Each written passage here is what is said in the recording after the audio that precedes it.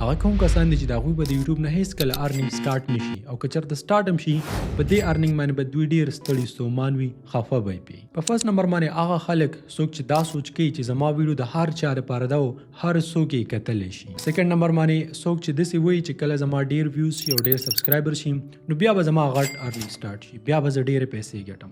دا سوچ تقریبا نن سبا د هر چا دی، هغه که په یوټیوب آټومیشن باندې کار کوي، که په پرسنل برانډ باندې کار کوي. او تاسو یقین وکړئ هغه همدغه خلک دي چې په یوټیوب باندې هېڅکله هم نه کامیابېږي. تاسو ته څه کول پکار دي، په کم سوچ سره په یوټیوب باندې کار کول پکار دي. د دې چې کومه اصل لار ده او صحیح طریقه ده نن پر هغه شارټ ویډیو کې دا هر سره شیر کوم. په فرست نمبر باندې چې ستا په چینل کې فوکس وي، څنګه چې ما ته د ویډیو په سټارټ کې ویل زیات تر کسان داسې وایي چې زما ویډیوز د هر چا لپاره دي او هر څوک یې کتلی شي. دا یو ډېر زیات غټ مسټیک دی. آیا ته ماته صرف او صرف په یو سنټینس کې په یو جمله کې دا ویلی شي چې ستا چینل د چا لپاره دی؟ ته کوم شان خلک ټارګټ کوې؟ ان سمپل ورډز.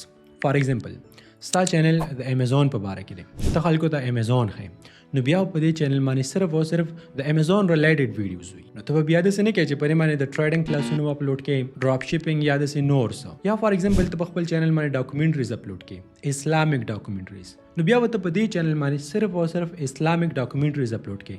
داسې به نه کوې چې د سټیو جابز په باره کې پې ته ډاکومنټریز اپلوډ کړې، KFC، جسټن بیبر یا نور داسې میسټري ریلیټډ ویډیوز. په یو چینل باندې صرف او صرف یو نیش، یو فوکس، د دې نه که لږ اخوا دېخوا بهر شوي دغه چینل به تا ته څه خاص فایده ونه کړي. که چېرته د یوټیوب په باره کې سیریز نو بیا زموږ د واټساپ یو چینل دی بالکل په فری کې جواین کا. په هغه کې د وایس میسج په ذریعه سره تقریبا هر ورځ ورکې زه په خپل یو میسج کوم چې په هغه کې څه اهم اپډیټ راشي، بل څه خاص خبره وي چې هغه د یوټیوب په دې سفر کې ستاسو به ډېره زیاته په کار راشي. لاندې په پینډ کمنټ کې په ډسکرپشن کې د هغې لینک به تاسو ته میلاو شي، جواین یې کا. نمبر سیکنډ، په صحیح ویوز او په صحیح سبسکرایبرز باندې ده. په دې نه ده چې کله ستاسو زیات سبسکرایبر شي او زیات ویوز تاسو راځي نو بیا به تاسو ډېرې پیسې ګټئ. دغه سوچ تقریبا د هر چا نن سبا، خو دا کمپلیټلی یو غلط سوچ دی. صرف په زیات ویوز او په زیاتو سبسکرایبرز نه ده، په صحیح ویوز او په صحیح سبسکرایبرز باندې ده.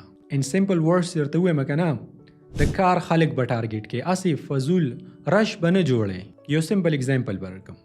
فار ایگزامپل ته خپل یوټیوب کولاو که نه په هوم پیج باندې تا ته به یو شانې ویډیوز شو کېږي، خو که چېرته زه یوټیوب کولاو کوم ما ته به بل شانې ویډیوز شو کېږي، که بل کس یې کولاو کړي بیا به هغه ته بل قسم ویډیوز شو کېږي. نو دې ته ویل کېږي الګوریدم. یوټیوب سره زموږ او ستاسو په باره کې ډیټا ده، معلومات دي ورسره، هغه ته دا پته ده چې د ده لپاره کوم شانې ویډیوز بیسټ دي، کوم شانې ویډیوز کې دا انټرسټ دی، نو بیا د هغې مطابق کار کوي. او بالکل همدغه شانې کله چې ته په یو ویډیو باندې کلیک کړي تا ته به یو شانې ایډ شو کېږي، خو که زه کلیک کړم ما ته به بل شانې شو کېږي، که یو بل کس کلیک کړي بیا هغه ته بل شانې ایډز شو کېږي. نو دلته د یوټیوب الګوریدم دې ته ګوري چې آیا دا کس غریب دی که مالدار دی. یعنی دته چې زه کوم ایډ خیم، د ایډ مطلب سره اشتهار، یعنی په تا باندې یو څیز خرڅوي چې هغه ته وګورې که نه نو کیدای شي چې ته یې واخلي. نو الګوریدم تا یوټیوب ته دا پته ده چې آیا ته مالداري او که ته غریبي. که ته چېرته مالداري نو بیا به تا ته ایکسپنسیو ایډز دا به درته شو کېږي.